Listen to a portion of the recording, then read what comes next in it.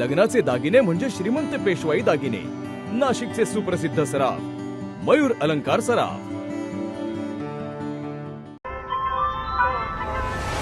ताज्या बातम्यांसाठी नाशिक न्यूजच्या YouTube चॅनलला सबस्क्राईब करा आणि बेल आयकॉनला प्रेस करा।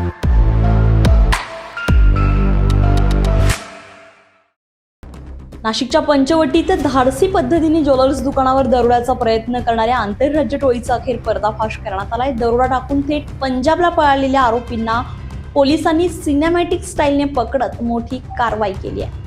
15 मे रोजी रात्री हिरावाडी परिसरातील न्यू समृद्धी ज्वेलर्स दुकानामध्ये 6 आरोपींनी सशस्त्र दरोड्याचा प्रयत्न केलेला होता।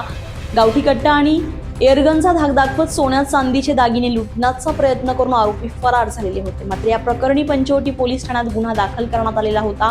घटनेचं गांभीर्य लक्षात घेऊन पुणे शाखेच्या युनिट क्रमांक 1 आणि 2 च्या पथकाने समांतर तपास सुरू केलाय। तांत्रिक विश्लेषण आणि गोपनीय माहितीच्या आधारे आरोपींचा माग काढत पोलिसांचे पथक थेट पंजाबमधील मोहाली येथे पोहोचले। 3 दिवस अहोरात्र पाठलाग करत पोलिसांनी 2 आरोपींना ताब्यात घेतलं। अटक करण्यात आलेल्या आरोपींची नावं हनीश कुमार आणि रणजित सिंग अशी असून ते आंतरराज्य टोळीतील सदस्य असल्याची माहिती समोर आली आहे। यातील एक आरोपी माजी सैनिक असल्याचंही उघड झालंय।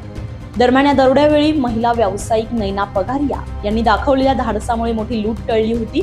दरोडेखोरांनी चोरीच्या दुचाकी आणि कारचा वापर केल्याचंही तपासात उघडकीस आलेलं आहे। नाशिकमध्ये आरोपींचं कुठलंही कनेक्शन नव्हतं। हे रेकॉर्डवरचे सराईत गुन्हेगार आहेत।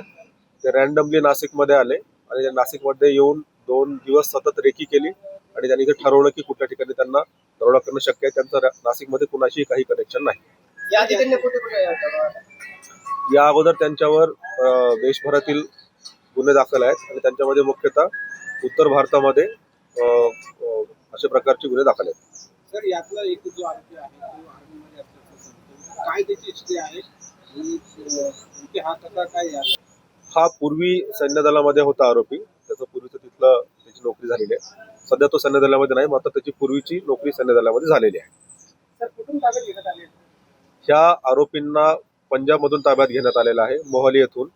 आणि विशेष बाब म्हणजे जेव्हा आरोपीने इथे दरोड्याचा प्रयत्न केला, इथून दरोड्याचा प्रयत्न करून आरोपी त्यांच्या मूळ घरी पोहोचण्याच्या अगोदरच त्यांच्या घराचा पत्ता क्राईम ब्रँच युनिट 1 आणि युनिट 2 च्या अधिकाऱ्यांनी शोधला होता आणि आरोपी घरी पोहोचण्याच्या अगोदरच क्राईम ब्रँच नाशिकची टीम आरोपीच्या घरी अगोदर जाऊन पोहोचली होती आणि जेव्हा आरोपीला वाटलं की आपण सुरक्षित घरी पोहोचतोय त्याच वेळेस आरोपीला झडप घालून ताब्यात घेण्यात आलं।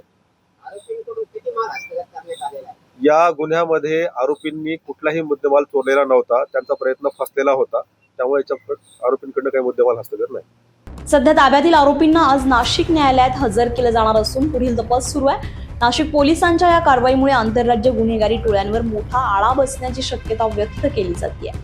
संजय परमार, नाशिक न्यूज, नाशिक। ताज्या बातम्यांसाठी नाशिक न्यूजच्या YouTube चॅनलला सबस्क्राईब करा आणि बेल आयकॉनला प्रेस करा।